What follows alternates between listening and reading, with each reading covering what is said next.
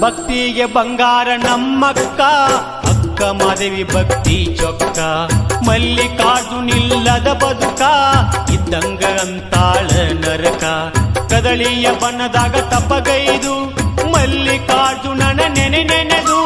ಅವನ ಗಂಡಂತ ತಾ ತಿಳಿದು ಶಿವನಿಂದ ತಾ ಮುಕ್ತಿ ಪಡೆದು ಹಿತವಚನ ಹೋಗ್ಯಳ ಬರೆದು ಲೋಕಕ್ಕೆ ಮಹಾತಾಯಿ ಮಾದೇವಿ